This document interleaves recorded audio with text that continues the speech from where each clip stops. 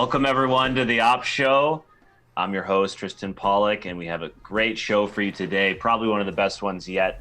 And we're bringing you, as always, the trials and tribulations and automations and collaborations from the world of DevOps and the greater developer experience. Today we have Jillian Evin, an engineering team lead at Thinkific, a digital course building platform, an artist turned coder, and many other interesting things I'm sure we're about to find out. Welcome, Jillian. Thank you. Thanks for having me today. It's exciting to join you guys. Of course. So let's just jump right in. You shared something in the Slack community, and I just wanted to pull that up, and let's use that as a great starting point, because I think more important now than ever, being a great leader is very important, and that can come at a variety of levels and in a variety of organizations. So tell us a little bit about this article you posted here in the Slack community channel. Yeah, definitely. So that was something that really did kind of resonate with me. We were right on the verge of a lot of the adjustments with COVID. And in a way, we were really lucky. Our company was one of the first companies in the city, I'd say, to go fully remote. And that did bring on a whole bunch of changes for the team.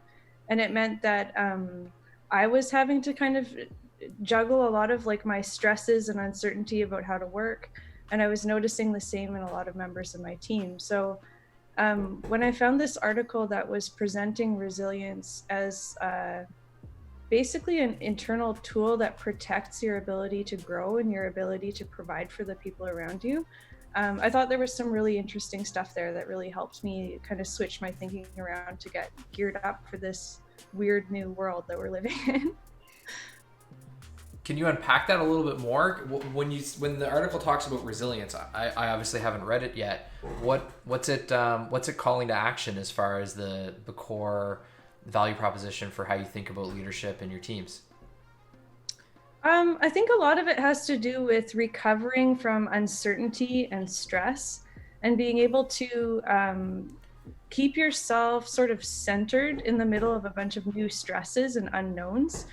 To me, it was kind of helping frame how to be your best self so you can give the best to the people around you, even when things aren't perfect. So it kind of talks about a lot of things. One of the things it mentions is the difference between flexing and strength. Sometimes I think we can think about personal strength as something that we need to like show to the world as like this almost like brave face that we put on. But this article talked about like the internal benefits of practicing resilience and being centered, and how that can help you weather uncertainty and stress.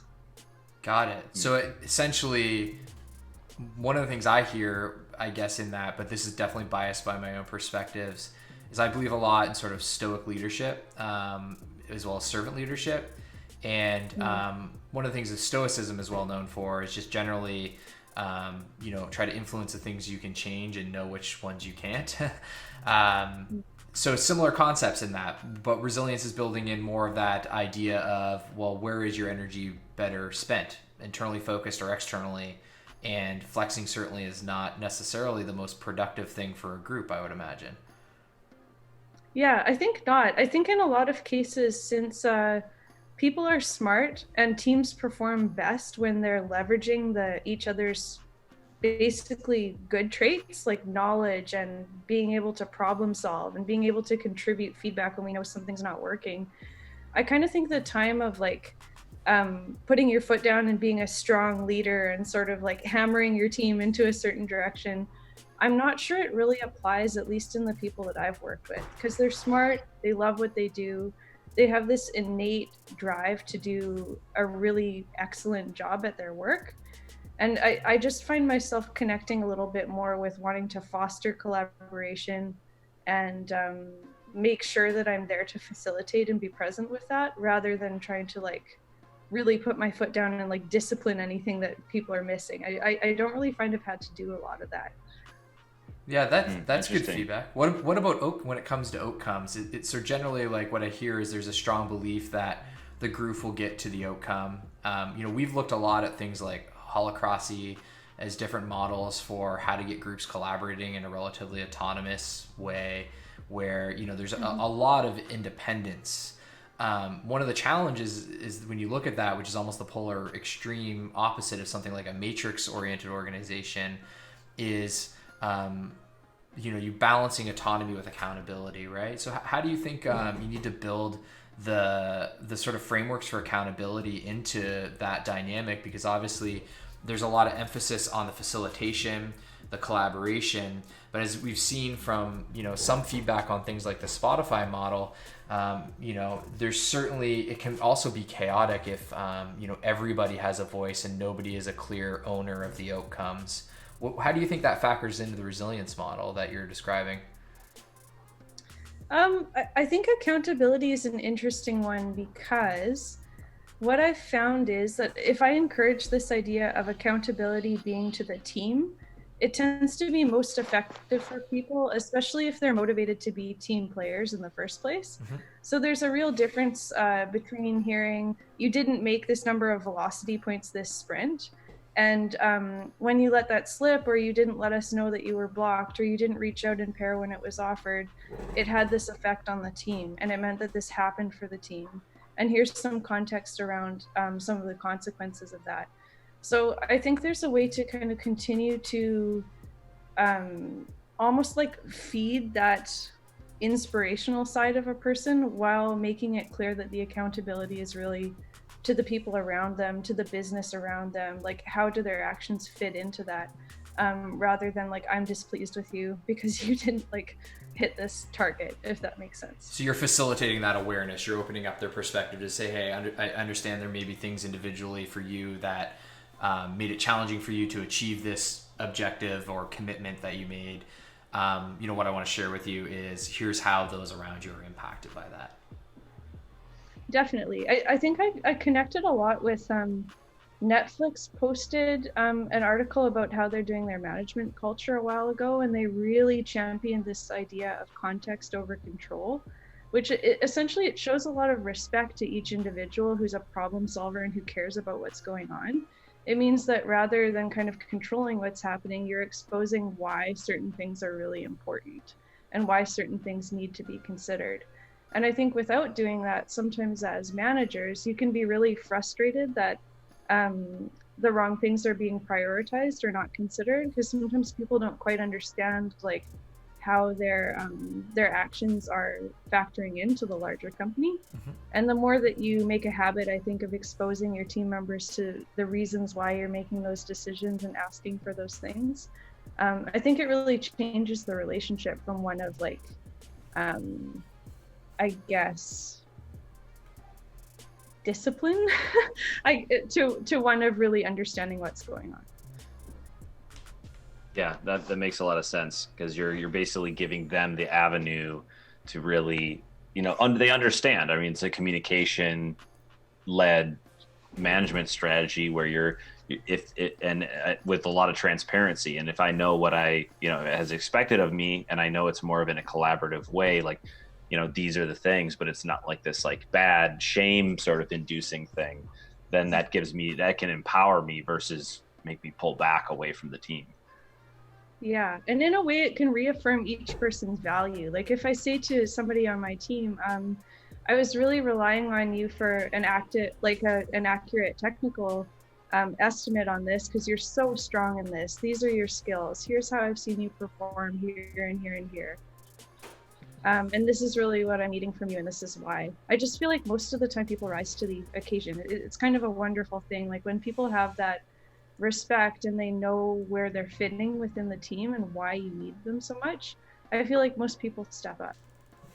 Yeah. How do you think about it in terms of like cadence? Like, is this something that, when you have a sprint going on and it's like sprint related every, 1 or 2 weeks, or are you, kind of proactively having this conversation or saying that statement? Or does it happen sometimes afterwards if something didn't go right? I try to make the feedback loop super, super short. And one of the ways that I gauge the health of a sprint is by the number of contact points I'm seeing between my team members. Sometimes that means like how quickly a PR is getting up for review. Sometimes that means how quickly people are collaborating to work through tough feedback on PR. Sometimes that means how quickly someone raises their hand when some of the requirements are missing or don't make sense. I think there's this idea for me that I'm looking for like really frequent touch points when they're needed, and feedback is another part of that. So if something's not quite working or it's not trending in the right direction, I feel like it's an obligation on the lead to make sure that those conversations happen. And they don't have to be like emotional or stressful, and they don't have to be unkind, but they should be on the edge where someone cares a lot and someone's really willing to engage frequently.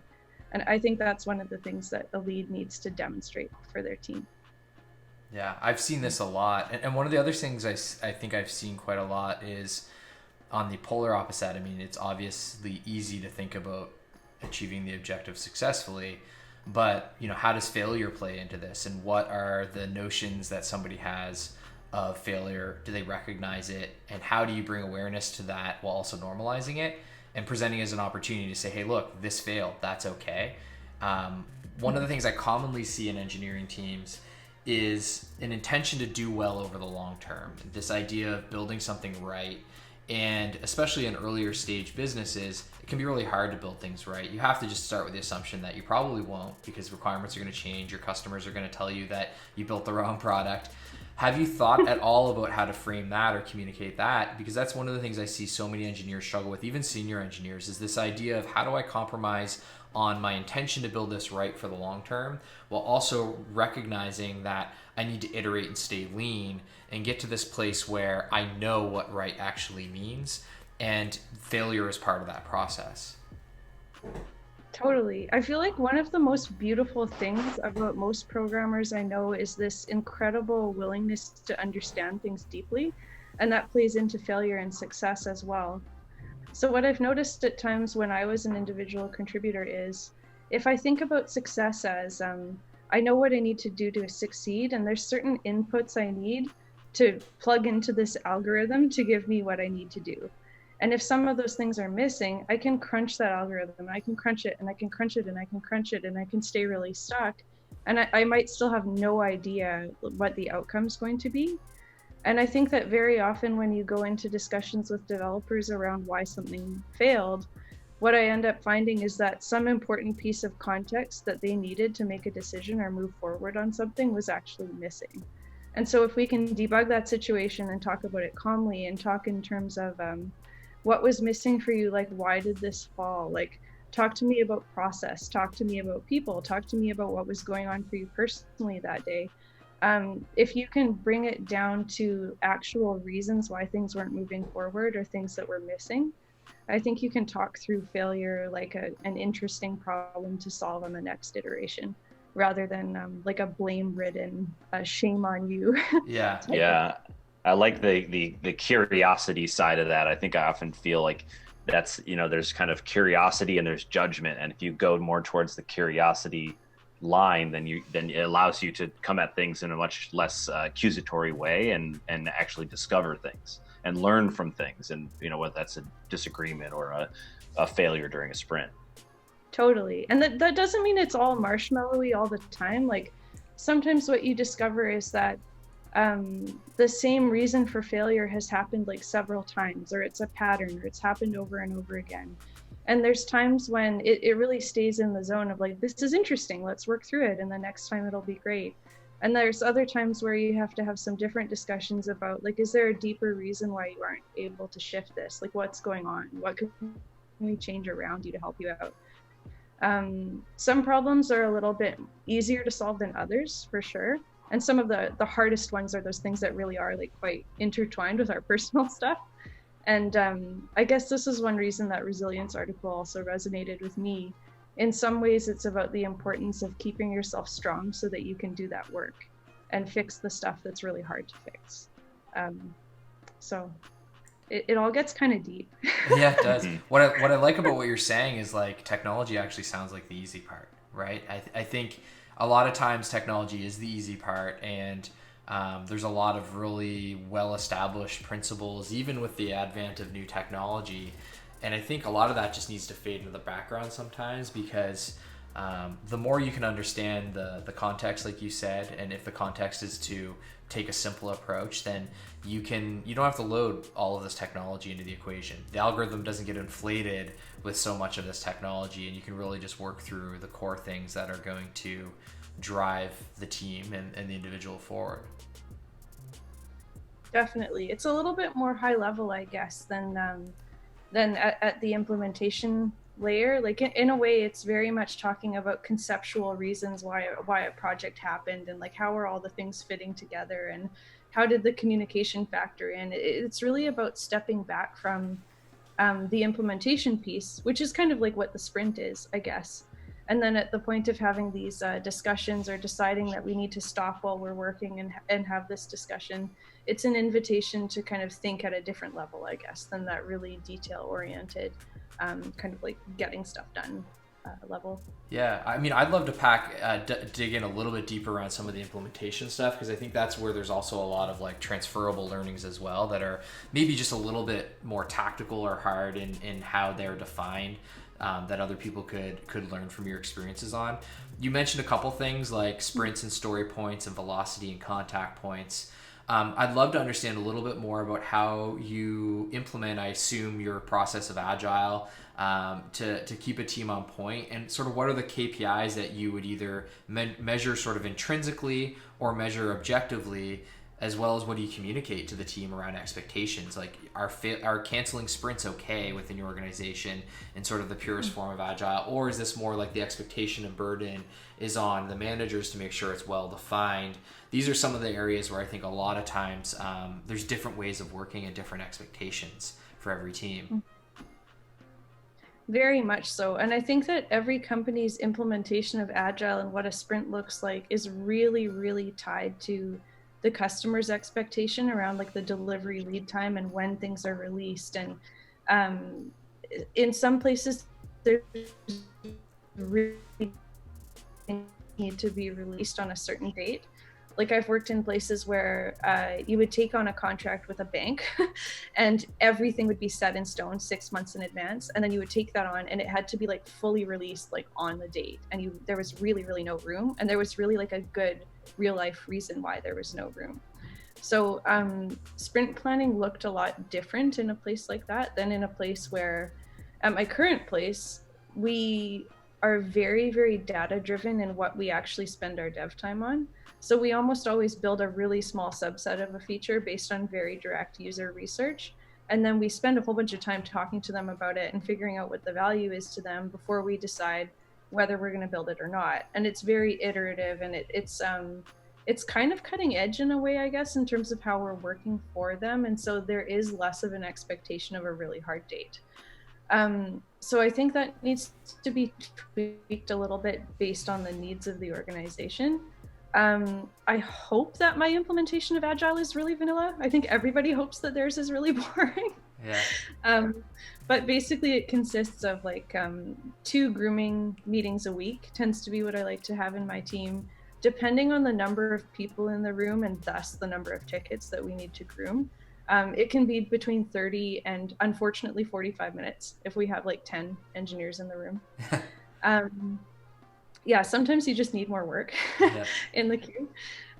So we'll begin with some tickets that whoever's playing project lead on the team, we rotate this as like a learning opportunity. Sort of like as a project management function, or is this separate from that? It's kind of project management. It doesn't include the product owner role where you're kind of like, you're the one gatekeeping whether it's finally released, and you're the one like getting the feedback, and you're the one giving the company. It doesn't really include that, but it does include taking a high level feature request from the product manager and breaking that down into logical groupings, like epics is like a really classic one that we use, and then further breaking it down into tickets that make sense for the team to take on. Sometimes we'll have to do some spikes and investigations if we are getting really close to writing a ticket out and we realize there's like a significant unknown. We'll have some spikes, and otherwise we try to make tickets that are no more than 5 points. And we use the Fibonacci pointing system, which a lot of people use.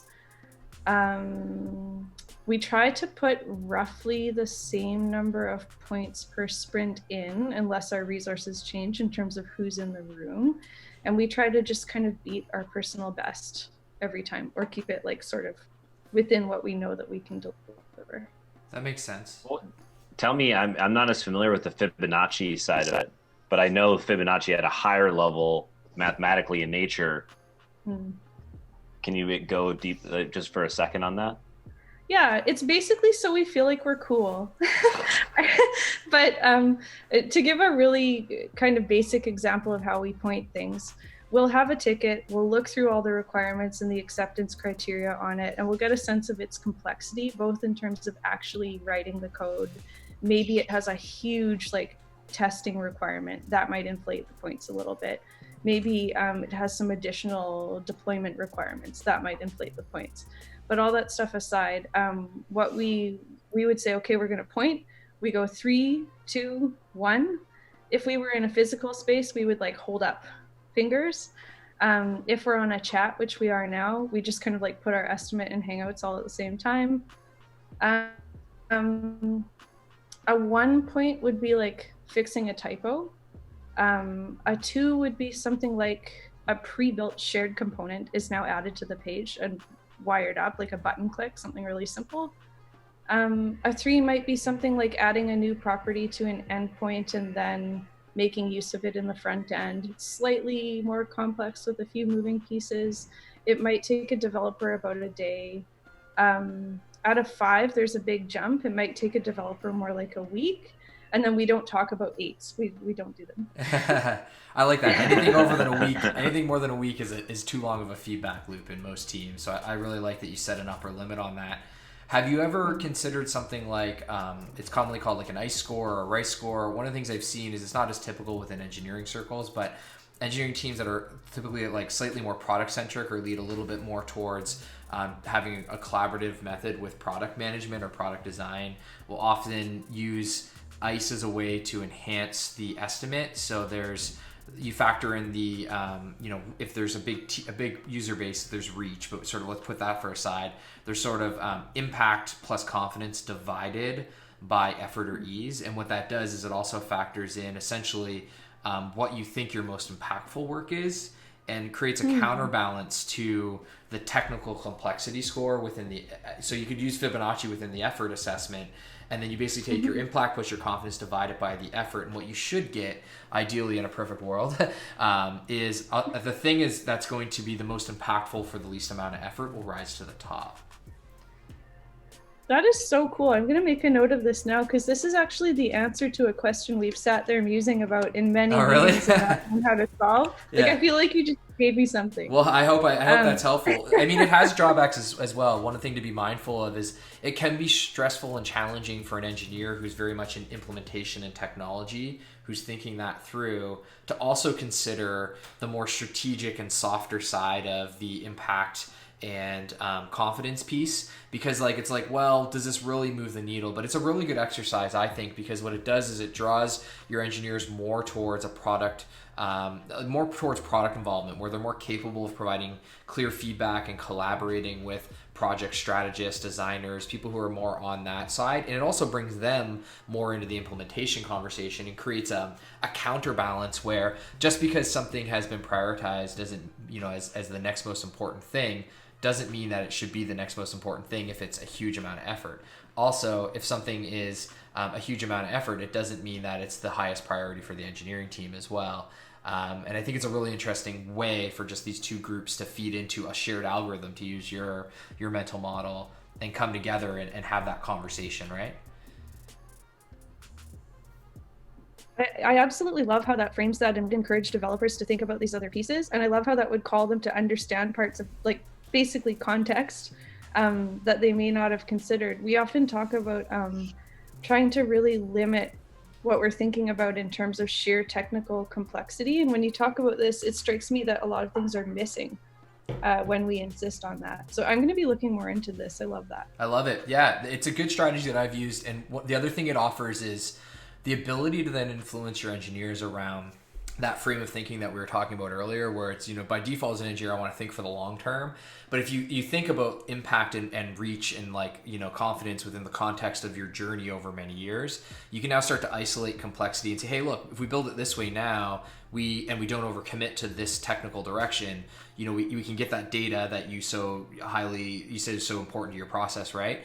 And then take that data and then reconsider building it because we were smart enough to make a lean investment early, and prioritize the highest method of impact. And if you can create a feedback loop then where the product managers are actually coming back and going, wow, here's the feedback that we got on that in that forward daemon. Now what you have is an engineering team that is, profitable, to use sort of like business terms, from day one, because they're always generating a higher yield and output and impact than it is than that they're investing. And I think that's the cornerstone of working smart, not hard, and getting away from this idea of hustle is the only way to get things done in startups. I really believe it's about thinking through that equation and prioritizing the most impactful work possible, but also the least amount of effort, because no deploys on Friday, right? No, never. But yeah, I really love that. I also kind of think that this whole profitability thing, I think that there are devs out there who think they don't really care about that, or they don't want to consider it. But in a way, it's there's a lot of information there about how a problem could most optimally be solved and for the highest reward. I think it can actually be really exciting when it's kind of talked about in the right way in relation to how the work is being done, and really understanding how the work being done maps directly to that, sets you up to expose that context to the team in a way that they find really fun. Yeah. So I think there's a lot there that's really cool. One thing I've been curious about is your background too, and I think we've been talking to a lot of the guests on the show, and not everyone came from this traditional. Got a computer science degree and then continued on. How did you originally make that jump? From being from art to coding to now being a technical manager. I think in some ways it has felt very organic to me, and I know that there has been this idea that technical things and physical making processes are very diametrically opposed. But when I was doing my final grad show, it was 2009, I'm going to say. So I'm a little bit old, I guess, but my paintings were a portrait series of two people over Skype trying to connect through a poor internet connection. So I did these semi-abstract paintings of blocks of pixelated color and stuff, and the gallery show was hung with the female face on this side and the male face on this side, trying to connect imperfectly through internet conversations. And they were traditional oil paintings with the whole 7-layer Dutch method and all this stuff. So it was wow. Content wise, I think I always found the internet very fascinating and very beautiful. And process wise, I think there was a lot of carryover. My arts education was in conceptual art, meaning that the research and the ideas were a lot more important than the finished object. So yeah, there was a lot, in producing a body of work, it always started with research and prototypes and getting feedback and iterating and kind of very similar to a product building process, if not identical almost. Except that when I came to the dev world, I learned a bunch of different tools, I guess, in terms of how to think about that and get that done. So yeah, it actually felt really natural in a way. It went from making on my own for maybe self-expressive reasons to collaborating with a group of people for shared social reasons. And it kind of just like made it feel bigger in a way. It was really exciting. Really interesting, and interesting seeing that juxtaposition. So, and then let's say like once you made it to software developer, how did you make that leap into management? And, I think a lot of developers may either have strong opinions of like, I don't want to leave the code, or, I do want to step up into more of a product role. Like, how did that work for you? That was another, I almost feel like some of this stuff happens by accident, and then by the time it clicks, you're like, oh, that always made sense. But as you may have heard, you don't make a whole ton of money like selling oil paintings right off the bat. So I did some training to be an ESL teacher, and I was teaching English to speakers of other languages in Vancouver for about 5 years. So that really introduced me to this concept of sort of leading in a way, in terms of trying to lead a group of people to understand a new language and work together and communicate through a whole bunch of barriers. Yeah, especially that communication side of it, huh? Yeah. And it's amazing how much people can communicate without speaking the same language. And it's also amazing how not speaking a language perfectly and like having permission to speak very bluntly gave people permission to try and have conversations that I feel like a lot of native English speakers would like shy away from having with each other. It was really, really cool to see. So then I did eventually move out of that and train in Lighthouse Labs. And then about 5 years later, I started to move into a management role, and it just felt like home. Like it kind of felt like going back to teaching in some ways. And that was pretty cool. Did you, did you build, were you kind of promoted in the same organization, or did you move to a different organization to take on that role? Yeah, I was really lucky. I was promoted. I basically found someone who believed in me and like saw that I could probably do it. And it wasn't something I was like really actively gunning for so much as somebody said, like, I see this in you and there's this opportunity here and I think you should try it.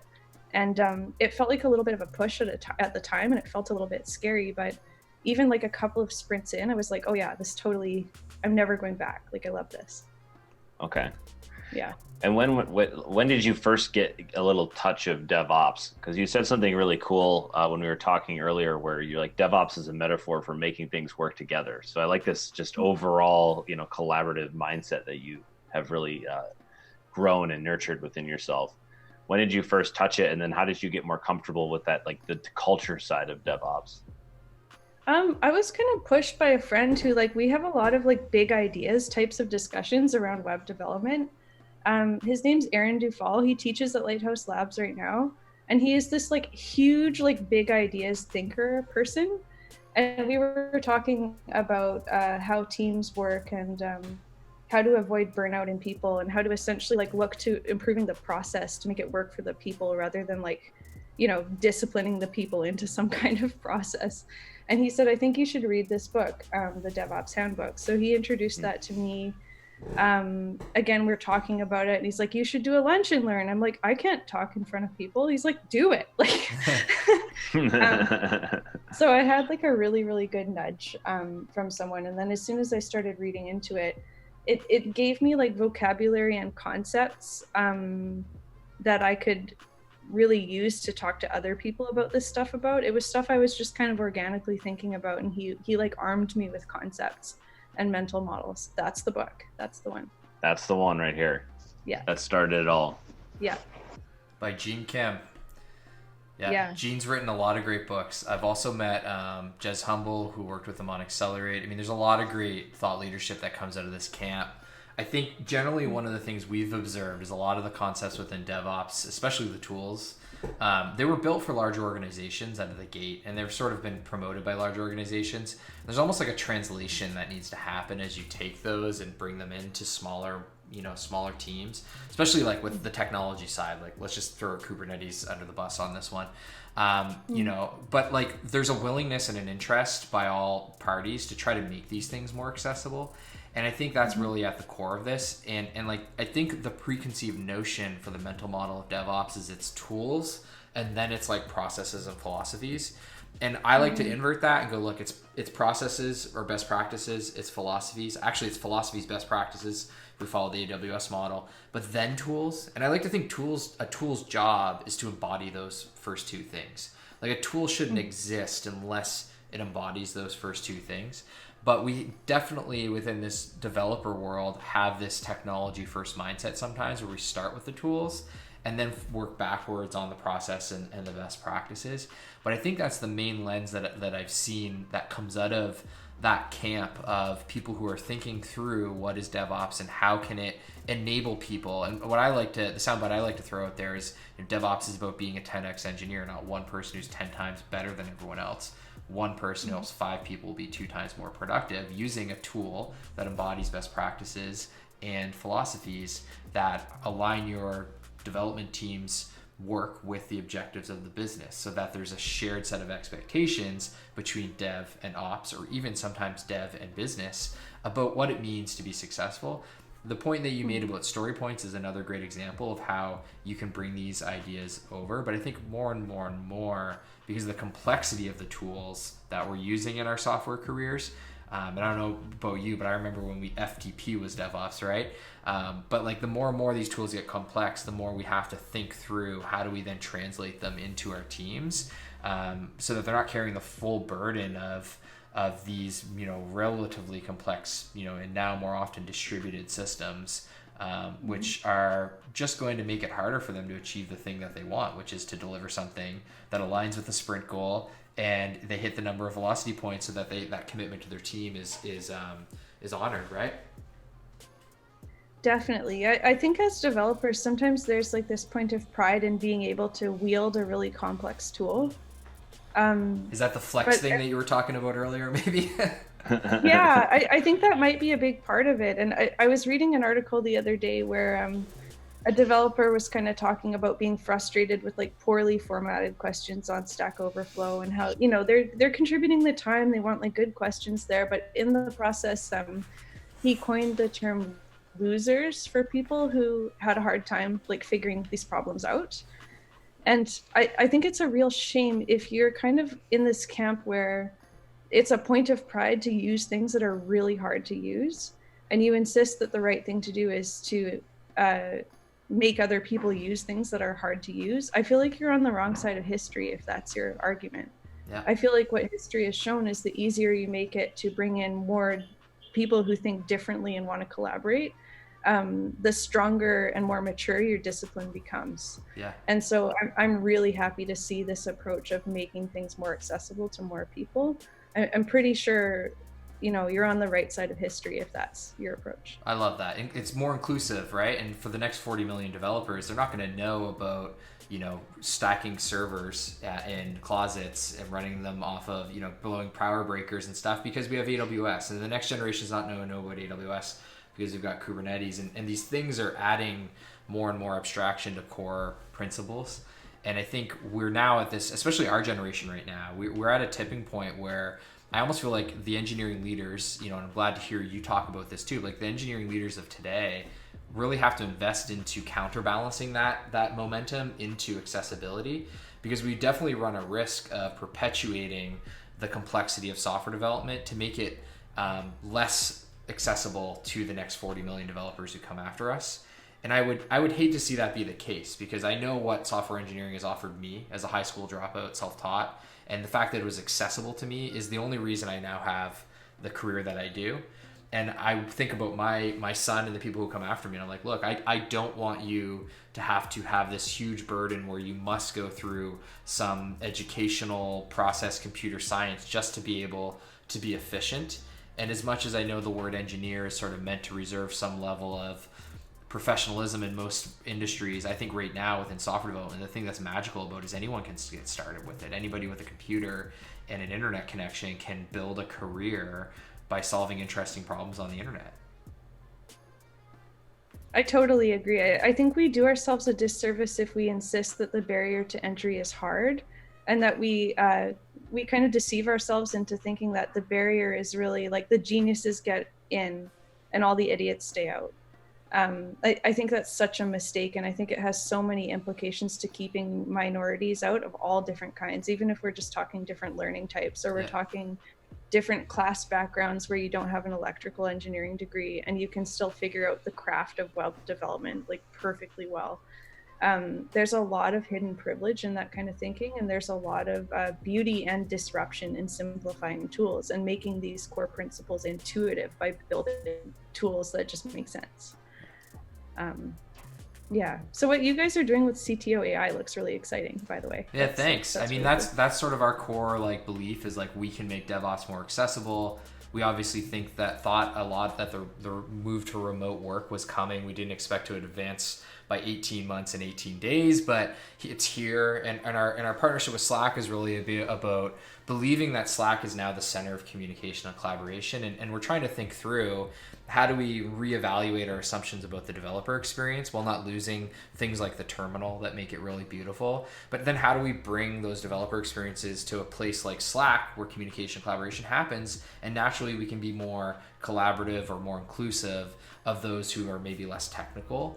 And if, ultimately we can lower that barrier of entry because on day one you join a company and you see that they ran some proprietary back-end thing through Slack and you just follow the steps, answer the questions, yet it's still very proprietary to that company. I hope that what that'll do is build their confidence more quickly within that organization, lead them through the path of, getting past that imposter syndrome that we all feel when we start a new business. And it comes really from like some of the learnings I got from people who came out of Lighthouse Labs, to be honest with you. I used to always say to them, like, look, we don't worry about being wrong when you try to solve a problem. Me and you will start it out the same way. We don't know the answer. I just have the benefit of Googling these things 10,000 more times than you, so I can probably find some hint at where to go more quickly.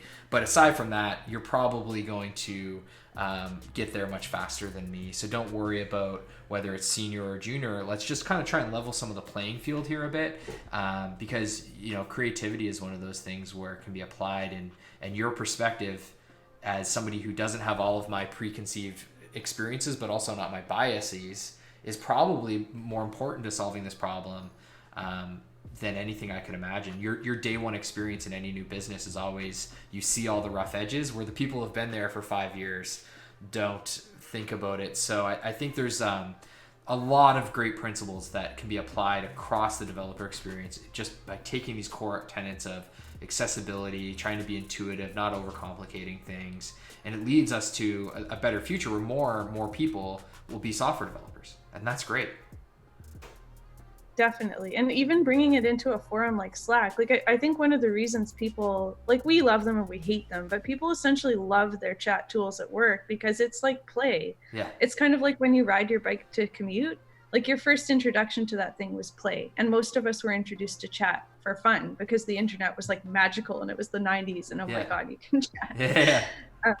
But it's really cool to bring something that can be as intimidating as DevOps into the same forum where you can like create custom emojis and vent to your friend about your day and do some of your most effective collaborating. It's wonderful to bring it into that space. Yeah, it's inherently social, right? And then it creates this scenario where, let's say you get blocked. Well, there's somebody there who's observing that conversation who can chime in and help you.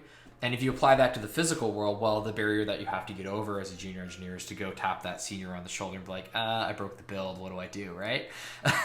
So I think like that observable by default like really just normalizes some of that mentorship and all of those collaborative things that I think are good. But to your point, I mean, there's also challenges to the level of verbosity in Slack and context switching and all these things. There's no silver bullet, but we're excited about these ideas and definitely have gotten a warm reception for some of the concepts that we're trying to put into the market.